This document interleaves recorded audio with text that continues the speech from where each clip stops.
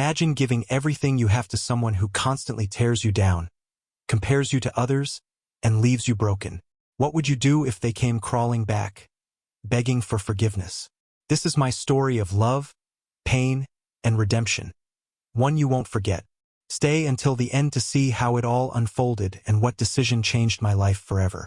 I still remember the day I met Sarah like it was yesterday. The New York City skyline was painted with hues of orange and purple as the sun dipped below the horizon. I was sitting alone in a small cafe on 42nd Street, nursing a lukewarm cup of coffee after a long day at work. That's when she walked in. Her presence demanded attention. A cascade of auburn hair falling over her shoulders, a confident stride, and a smile that could outshine the city lights. She was the kind of woman you don't forget, and I didn't. Our meeting felt like something out of a movie. She asked if she could share my table, the cafe being unusually packed that evening.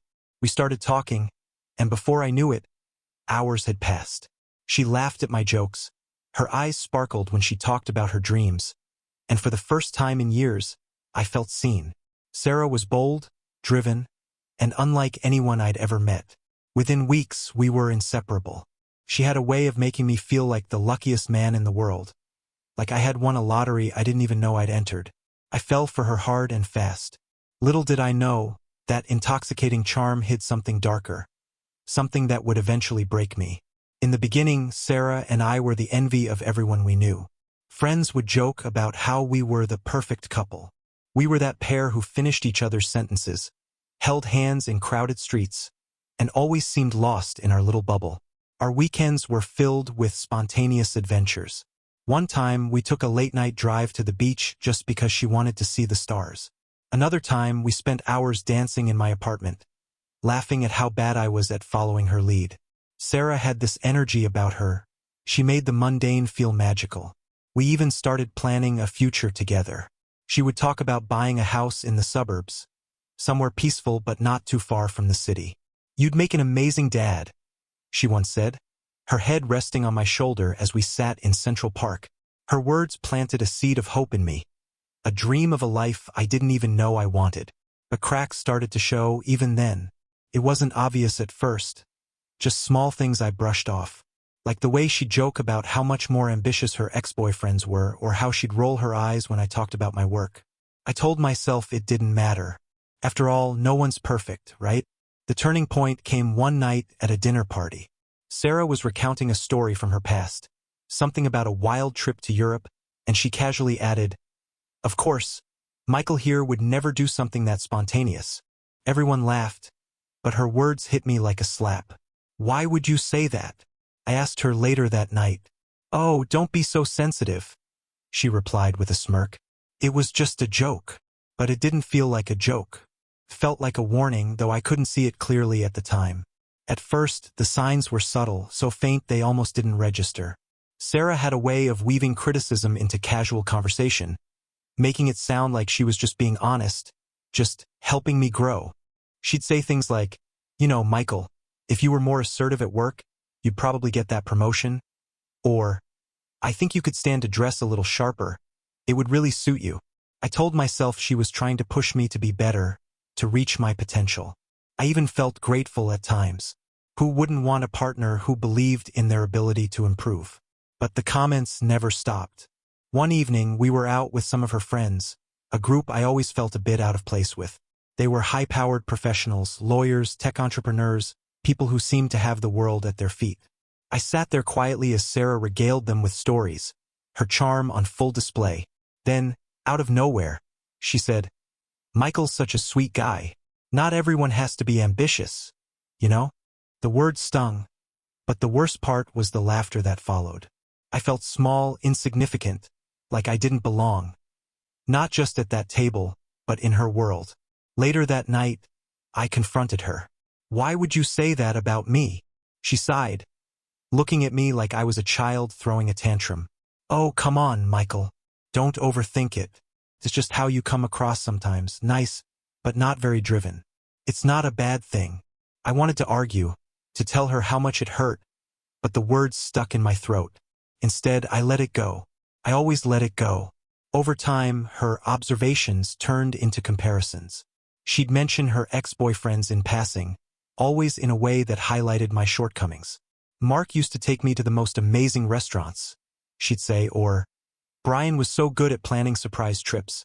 He really knew how to keep things exciting. Every comment chipped away at me. I started second-guessing everything I did, constantly wondering if I was enough for her. I began working longer hours, trying to climb the corporate ladder faster. I spent more money than I should on gifts and fancy dinners, hoping to impress her. But no matter what I did, it never seemed to be enough.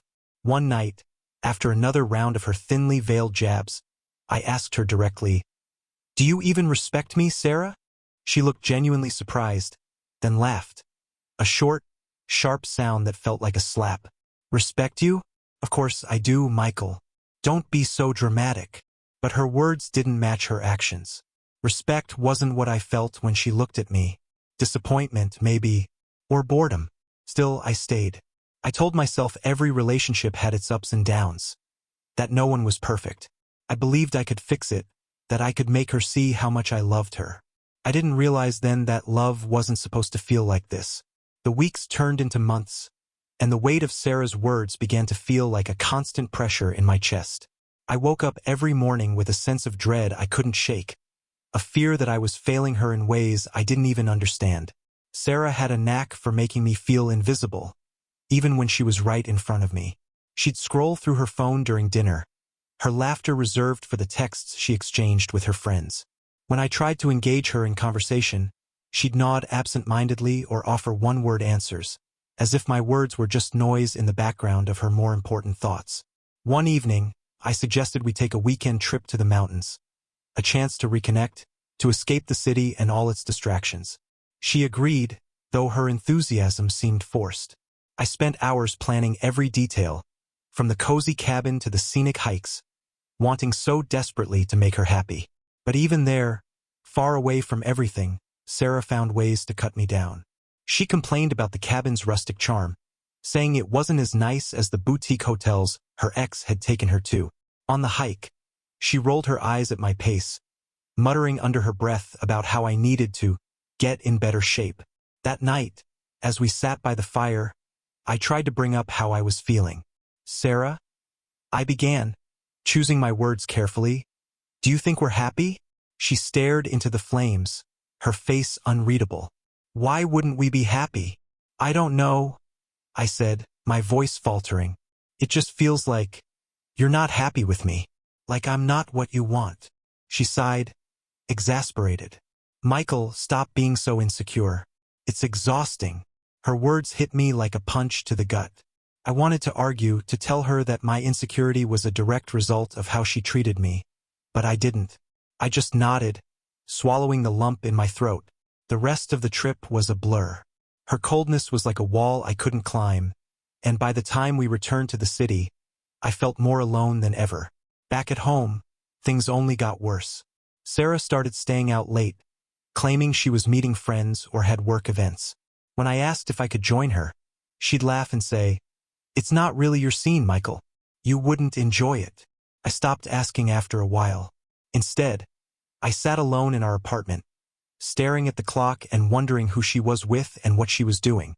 I tried to convince myself that this was normal, that every relationship went through rough patches. But deep down, I knew something was broken, something that no amount of effort on my part could fix. And yet, I stayed. I clung to the hope that the Sarah I had fallen in love with was still in there somewhere, that if I just tried hard enough, I could bring her back. But the truth was, she was already slipping away, and I was too afraid to let go. The first time Sarah didn't come home, I stayed up all night waiting. The hours crawled by as I sat on the couch, staring at my phone, willing it to light up with a call or text. Midnight turned into 1 a.m., then 2 a.m., and still nothing. By the time dawn broke, my worry had morphed into something darker, a gnawing suspicion I didn't want to acknowledge. When she finally walked through the door at 7 a.m., looking disheveled and unapologetic, I couldn't hold it in any longer. "Where the hell have you been, Sarah?" She rolled her eyes as she dropped her purse on the kitchen counter. "Relax, Michael. I stayed at a friend's place. It was late, and I didn't feel like coming back." "A friend's place," I repeated, my voice shaking. You couldn't text me? Call me? Do you have any idea how worried I was? Her expression hardened. God, you're so clingy. I don't need to check in with you every second of my life. I'm not a child. Her words stung, but her tone cut even deeper. It wasn't the first time she'd belittled me, but this felt different. There was an edge to her voice, a complete lack of regard for how I felt. I wanted to fight back, to demand answers, but I was so tired of the constant tension, tired of feeling like I was the only one trying. So I let it go again. From that point on, things only got worse. Sarah's absences became more frequent, her excuses flimsier. I'm working late, she'd say, or I'm going out with the girls. But the way she avoided my eyes when she spoke told me there was more to the story. One night, as she was getting ready to leave, I asked her point blank, "Are you seeing someone else?" She froze for a moment, her hand hovering over her necklace clasp, before turning to face me. "What kind of question is that?" she snapped, her eyes narrowing. "It's a simple one," I said, struggling to keep my voice steady. "I just want the truth, Sarah. I deserve that much." She laughed, a cold, hollow sound. "You're being ridiculous. Maybe if you stopped acting so paranoid, we wouldn't have these problems." Her words were like poison, twisting the blame back onto me. I wanted to believe her, to take her at face value, but my gut told me otherwise. That night, as I lay alone in bed, I replayed her words over and over in my head. I tried to convince myself that I was imagining things, that my insecurities were getting the better of me. But deep down, I knew the truth. Sarah didn't love me anymore. She stayed out later and later after that, sometimes not coming home at all. When she was home, she barely spoke to me, her presence more like that of a stranger than a partner. The silence between us grew louder, suffocating me with everything we weren't saying. One evening, she came home with a bottle of wine and 2 glasses, her demeanor strangely cheerful. "Let's have a drink," she said, her smile brittle but forced. I thought maybe this is it. Maybe she wants to fix things.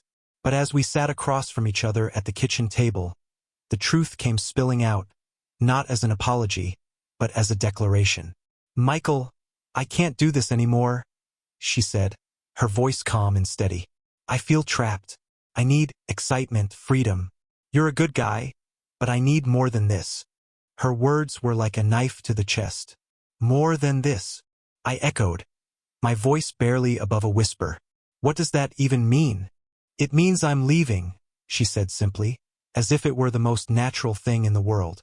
"I need to figure out what makes me happy. And right now, that's not you." She left that night, taking a suitcase and leaving me with nothing but questions and an unbearable emptiness. When Sarah walked out the door, the apartment felt impossibly quiet. I stood there for a long time, staring at the empty space where her suitcase had been, trying to make sense of what had just happened. The silence was deafening, but it wasn't new.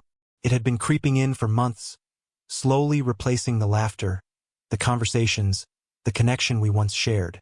Now it consumed everything, leaving me with nothing but the hollow ache of her absence. For the first few days, I barely moved. I called in sick to work, though I wasn't sure I'd be able to focus even if I went. My phone sat untouched on the coffee table, each notification making my heart leap with the hope that it might be her. But it never was. I tried to keep myself busy. I cleaned the apartment, reorganized the bookshelves, and even attempted to cook meals I knew she loved, though they sat uneaten, mocking me. Everywhere I looked, there were reminders of her. Her favorite mug on the counter, the sweater she'd left draped over the back of the chair, the faint scent of her perfume lingering in the air. Nights were the worst. The bed felt too big, too cold without her. I'd lie awake, staring at the ceiling, replaying our last conversation over and over in my mind. "I need more than this." Her words echoed like a cruel mantra, a constant reminder of how I'd failed her. I started questioning everything. Every decision I'd made, every word I'd said, every moment I'd let slip by without fighting harder. Was it my fault? Could I have done more? Was I always destined to lose her? Friends reached out, but I couldn't bring myself to answer. What would I even say? That the woman I'd built my life around had decided I wasn't enough? That she'd left me for the promise of something more exciting? Days turned into weeks, and the weight of her absence didn't lessen. It grew heavier. I avoided places we used to go together, terrified of running into her or, worse, seeing her with someone else. The thought alone made my stomach churn. I found myself scrolling through her social media late at night, searching for clues, for any sign of what she was doing or who she was with. Most of her posts were vague. A picture of a sunset, a glass of wine, her feet propped up by a pool. But there were no faces, no names, no answers to the questions that haunted me. One night, in a moment of weakness, I sent her a text. "I just want to know if you're okay." She didn't reply. That was the moment I realized she wasn't looking back. She had moved on, and I was still stuck, clinging to the pieces of a relationship that had already crumbled. But even as I tried to tell myself it was over, that I needed to let go, a small part of me held onto the hope that she'd come back, that she'd realize she'd made a mistake, that she'd remember the good times and miss me the way I missed her. It was a foolish hope, I knew, but it was the only thing keeping me going. As the days dragged on, Sarah's absence became more than just a physical void. It was a ghost that lingered in every corner of my life. At work, I struggled to focus, my mind constantly drifting back to her. Even mundane tasks, like grocery shopping or taking out the trash, felt weighted with memories of her. I avoided our mutual friends. I didn't want to answer their questions or endure their pity. The few who tried to check in with me were met with half-hearted responses, and eventually, they stopped trying. I was grateful for the solitude, even as it threatened to swallow me whole. The nights were endless. Sleep became an elusive luxury, stolen only in brief, restless increments. I'd wake up drenched in sweat, my heart racing from dreams where Sarah was still here, laughing, smiling, her touch as warm as ever. But every time, reality would crash down, colder and sharper than before. I started drinking more than I should, using whiskey to dull the ache that refused to leave. It didn't work. If anything, it made the memories sharper, the loneliness more profound. I'd sit on the couch with a bottle in hand, staring at the blank television screen, replaying every fight, every harsh word, every moment I should have fought harder. One evening, I decided to pack up her things. I told myself it was a step toward moving on, toward reclaiming the space she had occupied for so long. But as I opened her closet, the scent of her perfume hit me like a tidal wave. I sank to the floor, clutching one of her sweaters, and sobbed until my chest ached. I hated myself for being so weak, for letting her hold this power over me even after she was gone. But I couldn't help it. Loving Sarah had been like breathing, effortless, automatic. Losing her felt like suffocating. The world outside continued as if nothing had happened. People walked their dogs, jogged through the park, and went about their lives without a second thought. It felt cruel, unfair, that the world could keep spinning while mine had come to a screeching halt. Occasionally, I'd overhear coworkers or strangers talking about their relationships. Their laughter, their casual mentions of anniversaries and weekend plans, were like salt in an open wound. It reminded me of what I no longer had, of the life I'd been so close to building with Sarah. I began to wonder if she missed me at all. Did she think about me when she woke up? Did she ever feel even a fraction of the pain I was drowning in? Or had she already moved on, filling her days with new adventures and her nights with someone else? The questions were endless, tormenting me in the quiet moments when I was alone with my thoughts. I tried to distract myself, taking up running, picking up an old guitar I hadn't touched in years, but nothing stuck. Everything felt empty, meaningless without her. One day, I came across an old photo of us tucked away in a drawer. We were at the beach, her head resting on my shoulder, both of us grinning like fools. It was from a time when things were simple, when I still believed we had forever ahead of us. I stared at the photo for a long time, my chest tightening with a mix of longing and regret. I couldn't help but wonder, was she happier without me? And if she was, what did that say about me? But no matter how many times I asked myself those questions, I never found any answers. All I had was the silence she left behind and the hope, foolish as it was, that maybe, just maybe, this wasn't the end. Weeks turned into a month, and life without Sarah became a new, painful normal. The loneliness was no longer a sharp ache but a dull throb, always there, always present. I didn't know if that was better or worse. One afternoon, I ran into a mutual acquaintance at a coffee shop, a friend more hers than mine. She spotted me as I waited for my drink, her face lighting up with an awkward smile. "Michael." "Hey," she said, her tone too bright, too forced. "How are you?" "Doing okay," I lied, forcing a smile of my own. She hesitated, her fingers fiddling with the strap of her bag. "Have you, talked to Sarah?" "No," I said, trying to sound indifferent. "We're not really in touch." Her eyes darted away, and for a moment, I thought she was going to leave it at that. But then she spoke again, her voice softer. "She's been around. I think she's seeing someone."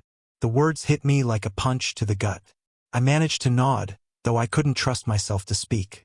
My coffee was ready, and I grabbed it as quickly as I could, mumbling a goodbye before heading out the door. As I walked down the street, the world felt like it was tilting, the ground unsteady beneath my feet. I had suspected it, of course, her absences, her coldness, the way she'd left. But hearing it out loud was different. It made it real. That night I spiraled. I drank until the room blurred, until my thoughts were a chaotic mess of anger, sadness, and self-loathing. I stared at her contact on my phone, my finger hovering over the call button. I wanted answers. I wanted closure. But more than anything, I wanted her back. Instead, I did nothing. I knew that calling her wouldn't change anything, that it would only make me feel worse. So I sat in the dark, clutching the phone like it was some lifeline, and let the silence swallow me whole. The next morning, I woke up with a pounding headache and a sinking sense of regret. I looked at myself in the mirror, taking in the dark circles under my eyes, the stubble I hadn't bothered to shave, the hollow look in my face. "Get it together," I muttered to my reflection. But the words felt hollow, like a promise I didn't know how to keep. In the weeks that followed, I tried to focus on rebuilding myself. I started going to the gym, forcing myself to run even when I didn't feel like it. I signed up for a cooking class, hoping to fill the long, empty evenings with something productive.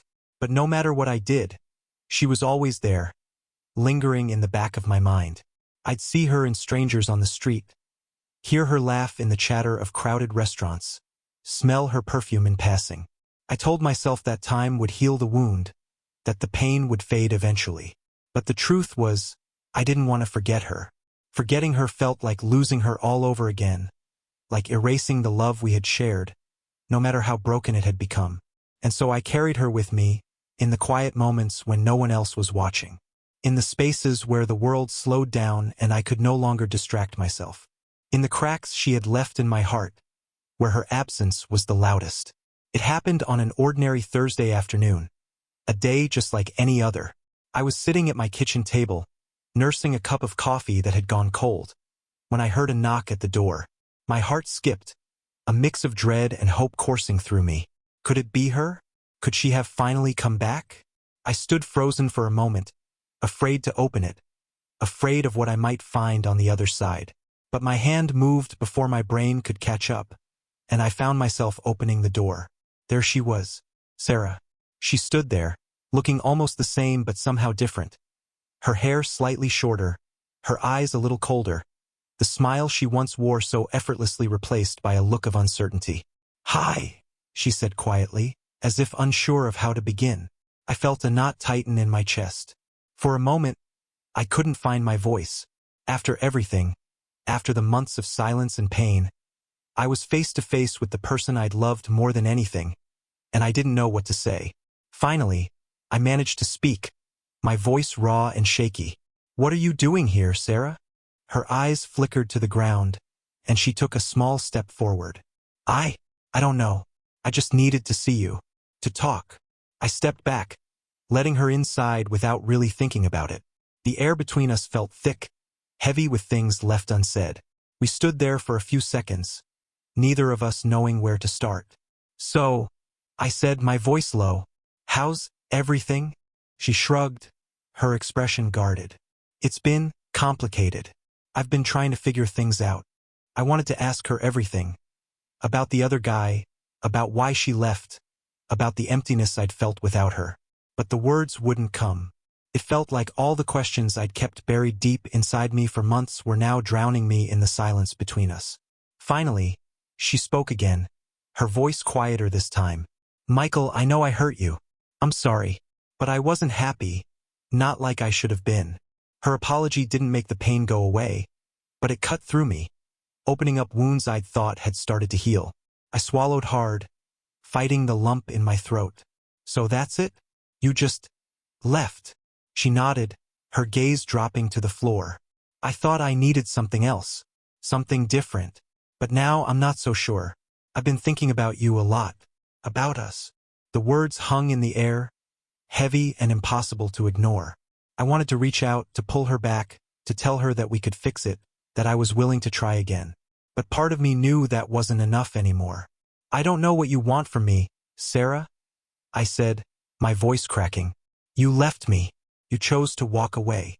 She looked up at me then, her eyes filled with an emotion I couldn't quite read. I didn't mean to hurt you, she whispered. I didn't mean for it to end like this. But I didn't know how to be happy, Michael. Not with you. Not with myself. Felt like a knife twisting in my chest. It wasn't the answer I wanted, but it was the truth. Then why are you here? I asked, the question spilling out before I could stop it. Why come back now? After everything? She hesitated, her lips trembling slightly. I thought I could find what I was looking for. And maybe I did. But I realized that I can't move forward without knowing if there's a chance for us. I need to know if you can forgive me. I stared at her, the weight of the decision pressing down on me. My heart was torn in two, pulled between the pain of what she'd done and the longing I still felt for her. I don't know if I can forgive you, I said finally, my voice barely a whisper. I don't know if I can go back to that, to what we were. Her face crumpled, the facade of confidence she'd worn in the months since leaving me faltering. I understand, she said, her voice thick with emotion. I just needed to hear you say it. I needed to know if there was still something between us. The truth was there wasn't. Not the way it had been. We were two strangers standing in a room full of memories, trying to fit pieces together that had long since shattered. You've already made your choice, Sarah, I said quietly. And I've made mine. Her eyes welled with tears, but she didn't try to hide them. I'm sorry, she whispered again, her voice barely audible. I know, I said softly, my heart breaking in a way I didn't know was possible. And then, just like that, she was gone. I closed the door behind me and sank to my knees, the weight of the last few minutes crashing down on me. I wanted to scream, to rage against everything that had happened, but there were no words left. I realized then that the woman who had walked out of my life so many months ago was no longer the same woman standing in front of me. And neither was I. What was left between us wasn't love. It was just a shadow of something that had once been beautiful, now fading into the past. After Sarah left that day, I was left in a strange kind of limbo. The door had barely clicked shut behind her, and already, I felt like I was drowning in an ocean of unanswered questions. I sat in the middle of the living room, surrounded by the same familiar walls, yet everything felt foreign. Every corner of this apartment now carried the weight of what used to be, a constant reminder of everything that had fallen apart. It was like the very air had changed. Everything felt too quiet, too still. Her absence was a presence in itself, more overwhelming than the silence ever could be. I wanted to shout at the walls, to scream until I couldn't feel the ache anymore, but I knew it wouldn't help. I walked around aimlessly, my footsteps echoing in the empty rooms. I ended up in the kitchen, staring at the coffee mug she used to use every morning.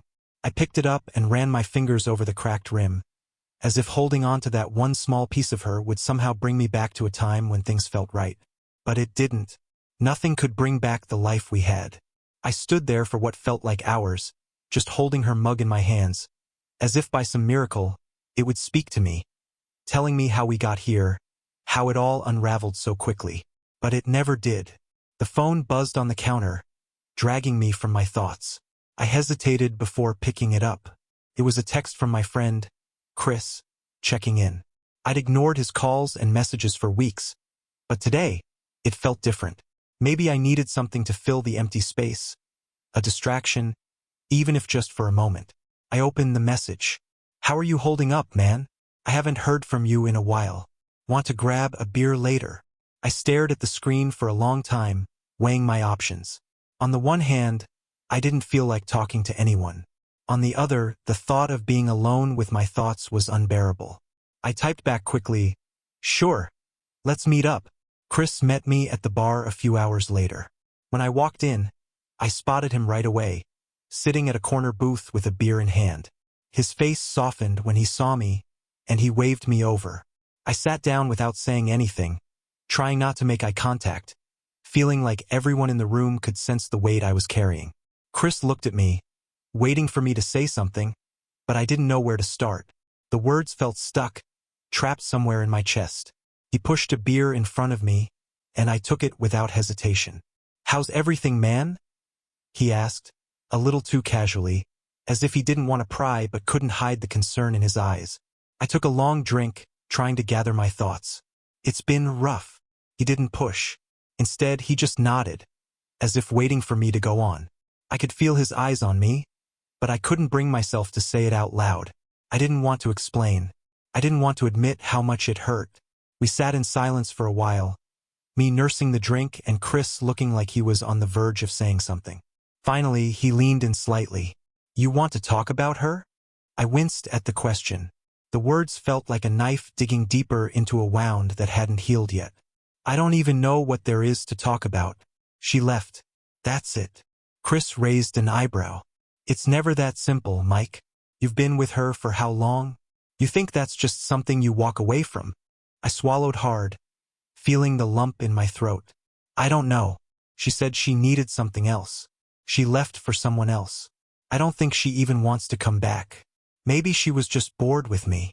Chris shook his head, his expression serious. "Look, man, I'm not going to tell you to move on, but you need to stop blaming yourself. People change. Relationships change. It's not all on you." I laughed bitterly, the sound hollow. "Yeah, that's what they always say. But it doesn't make it hurt less, does it?" Chris didn't respond immediately.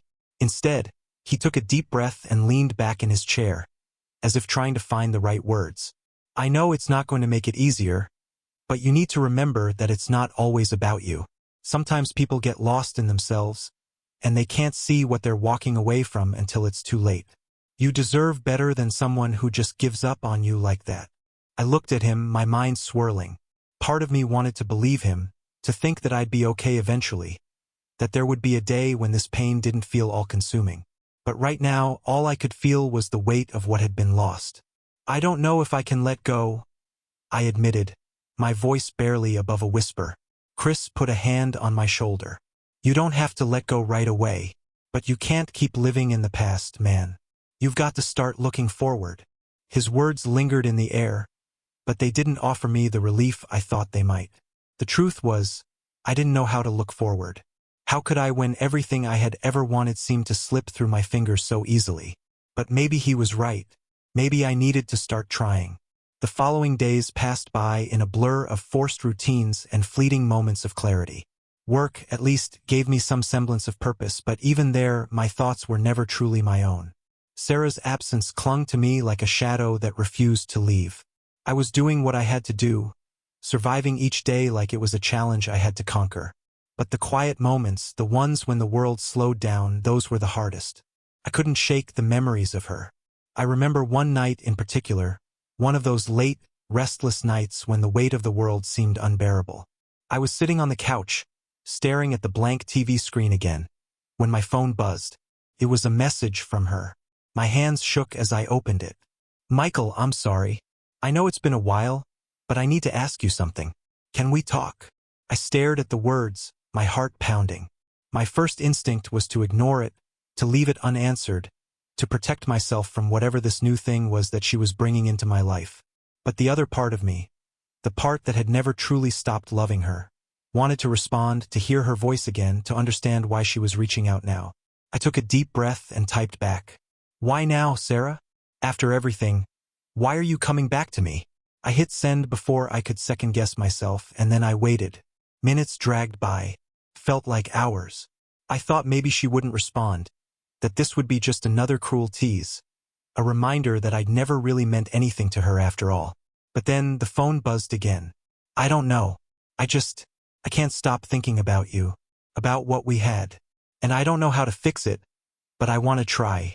I read the message over and over again, each word sinking deeper into my chest. She didn't know how to fix it. She didn't know how to fix us. But she was asking for another chance. She was offering something I didn't know how to accept. It took everything in me to keep my hands from shaking as I typed back. I don't think I can go through this again. You left me, Sarah. You walked away, and I don't know if I can ever trust you again. A part of me wanted to tell her that I was still in love with her, that I was willing to forgive everything and start over. But another part of me, the part that had been burned by her actions, knew that trusting her again would mean opening myself up to even more pain. Another message from her came through, her words desperate, pleading. I don't want you to hate me, Michael. Please, can we talk? Can we figure this out? I miss you. I miss us. I stared at the screen, feeling like I was suffocating. A million thoughts raced through my mind. Could I really open the door to her again? Could I really welcome her back into my life when the damage had been done? But the loneliness in me, the part that still ached for her touch, for her laughter, for the way she made me feel like I was the only one who mattered, pushed me toward the door. I typed back, my heart racing. Okay, let's talk. The meeting was set for the following evening, and the anticipation gnawed at me all day. My stomach twisted in knots as I prepared myself for whatever was coming. Part of me was scared. Scared that this would be the moment I'd have to face the truth, that whatever was left between us would be gone for good. When she walked into the cafe, I almost didn't recognize her. She was wearing the same jacket she had when we first met, and her hair was different, shorter, messier, but it was still Sarah. My Sarah. She caught sight of me and immediately came over, her eyes wide with emotion. Michael, she said softly, her voice trembling. I didn't think you'd agree to meet me. I stood up, my chest tight. I didn't think I would either. We sat down, the awkward silence between us almost unbearable. She fidgeted with her hands, avoiding my gaze, as if the words she wanted to say were trapped inside her.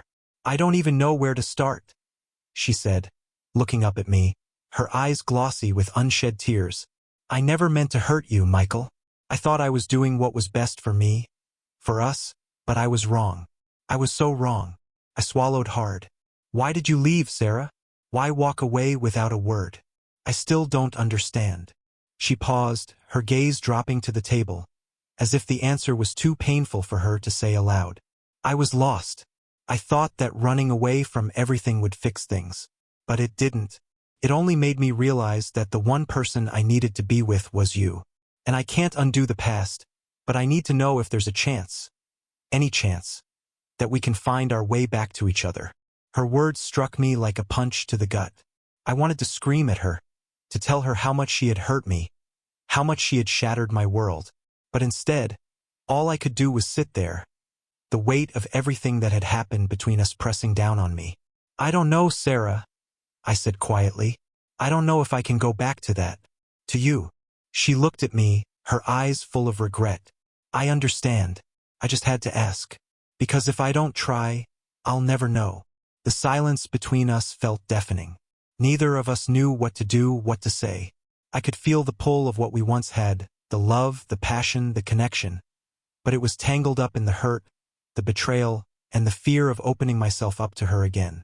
She was reaching out, but I didn't know if I was ready to take her hand again. The days after Sarah's return felt like an emotional roller coaster. I had agreed to talk, but now I found myself questioning everything. The more I thought about what she had said, the more confused I became. Was I really ready to go back to that place? Was I willing to trust her again after everything that had happened? I couldn't shake the memory of how she had walked away from me, like I didn't matter, like I was disposable. It hurt, and no matter how much she apologized, that pain didn't go away. The next evening, we met again at a small diner on the edge of town. This time, I was determined to keep my guard up, to not let her words pull me back in. She was already there when I arrived, sitting at a corner booth, her eyes looking down at the coffee cup in front of her. When she saw me, she looked up, her face full of uncertainty. Michael, she said quietly, I know this is hard for you, but I need to know, is there any chance for us? I hesitated, the words stuck in my throat. I don't know, Sarah. I don't know if I can do this. I don't know if I can go through this again. She nodded, as if she had expected that answer, but the sadness in her eyes was undeniable. I understand, she whispered. I just thought that maybe we could try. Maybe you could forgive me, and we could start over. I looked at her, really looked at her. This woman who had once been my everything, the person I trusted more than anyone. But now, after everything, it felt like a lifetime ago. I want to believe that we can fix things, I said slowly. But I don't know if I can forgive you. It's not that simple. Her eyes welled up with tears, and I couldn't look away. She had hurt me, yes, but seeing her like this, broken, vulnerable, made me wonder if there was still something there, something worth saving. But I couldn't ignore the truth. Trust wasn't something that could be rebuilt overnight. The damage she had done was too deep, too ingrained in me. I don't know what to say, I finally whispered. I just don't know. She sat back, her shoulders slumped, defeated. I never meant to hurt you, Michael. I never thought I would be the one to break us. And for the first time, I realized something. It wasn't just her fault. I had let it happen. I had allowed her to walk all over me, to stay when things were wrong and to leave when it got too hard. But no more. I think we both need time, I said quietly. Maybe more than we realize. She didn't say anything, just nodded slowly. Her eyes filled with an understanding I wasn't sure I was ready to accept. We both knew it wasn't the answer she wanted. But it was the answer I needed. It had been weeks since Sarah and I last spoke. I found myself living in a strange state of numbness, where the days blurred together, and I was constantly moving on autopilot. Work, sleep, eat. Everything felt like a cycle that kept me distracted from the painful reality that Sarah and I were no longer a part of each other's lives. But the truth was, I couldn't escape the thoughts of her. They crept in during the quiet moments, when I wasn't busy or occupied with something else. I found myself thinking about how it used to be, how we used to laugh together, how we used to dream about the future. It all felt so distant now, like a movie I had once watched but couldn't quite remember the plot to. I hadn't heard from her since our last meeting, and I tried to convince myself that I was okay with it, that I was better off without her. After all, she had walked away. She had made the choice to leave, to chase something else, and I was supposed to be moving forward, not clinging to the past. But no matter how hard I tried, the silence between us was deafening. I missed her.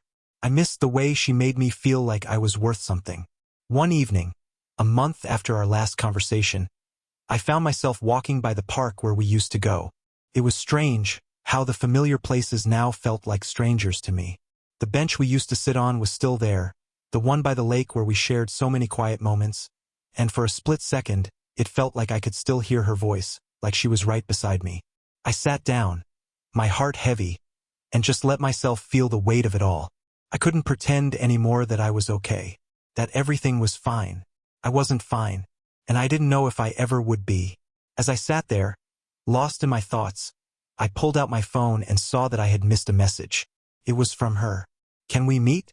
I need to talk to you. I miss you. My heart skipped a beat. She was reaching out again. I had to admit, part of me wanted to say yes right away, to meet her and hear her voice again.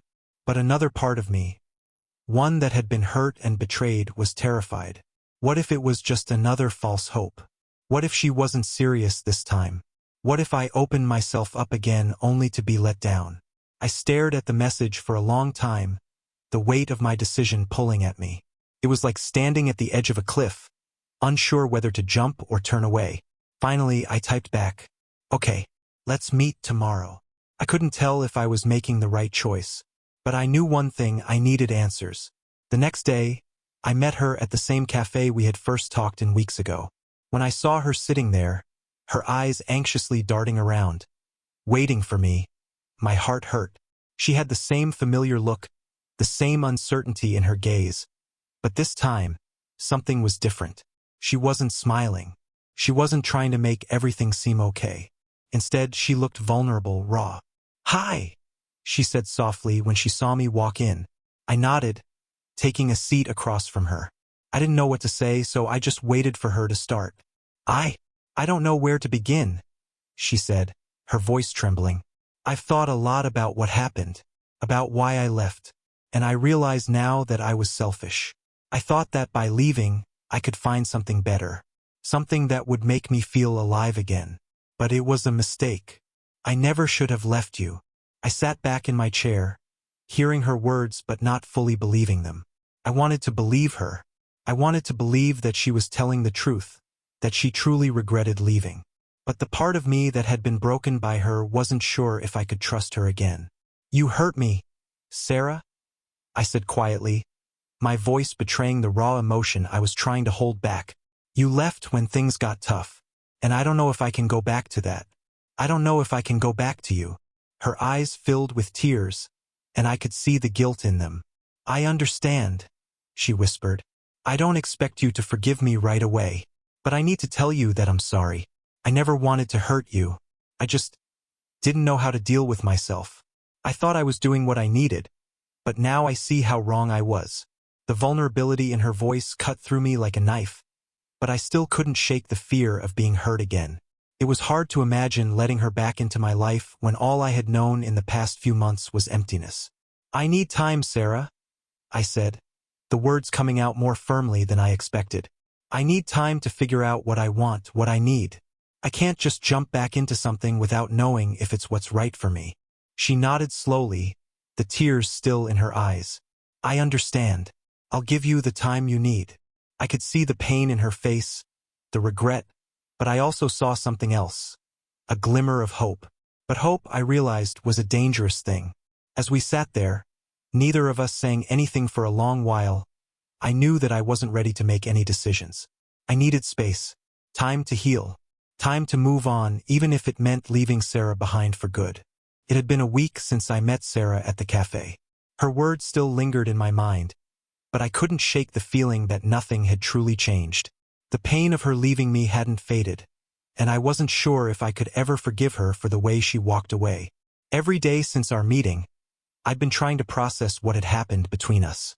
I couldn't stop replaying the past in my head. Those late nights when we argued, the times when she compared me to other men, the moments where I felt invisible to her. That night, I sat at home, staring at my phone. Sarah had messaged me again, asking how I was. I stared at her name for a moment, my heart torn. Part of me wanted to reply, to give her another chance, but the other part, the part that had been broken, knew I had to let go. I deleted the message and put my phone down. Maybe it was time to finally move on. The next few days passed in a blur. I stayed busy at work, trying to avoid the reality of what was happening. Sarah hadn't messaged me again, and part of me was relieved. I needed space. Space from the confusion, from the pain, from everything that reminded me of her. Then, one evening, my doorbell rang. I opened it to find Sarah standing there, her face pale and tired. "I had to see you," she said quietly, her voice trembling.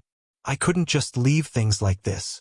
I looked at her, the weight of everything hanging between us.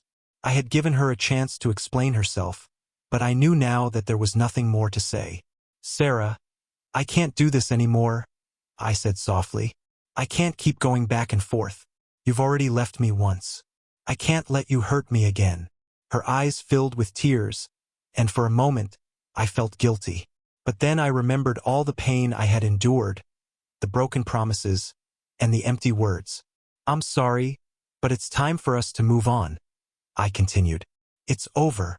She stood there, silent, before turning to leave without another word. As I watched her walk away, a strange sense of peace washed over me. It hurt, yes, but I knew it was the right choice. It was time to finally let go. As Sarah disappeared into the night, I realized that letting go was never easy, but sometimes it's the only way forward. I could have stayed in that toxic cycle, but I chose to walk away and find peace. I don't know what the future holds, but I do know this. Sometimes you have to choose yourself over everything else. So what do you think? Have you ever been in a relationship that broke you, only for you to realize later that letting go was the best thing you could have done? I want to hear your thoughts. Drop a comment below and share your story. Don't forget to like and subscribe if you want to see more content like this. Life is too short to stay stuck in the past. Take care of yourself because you're worth it.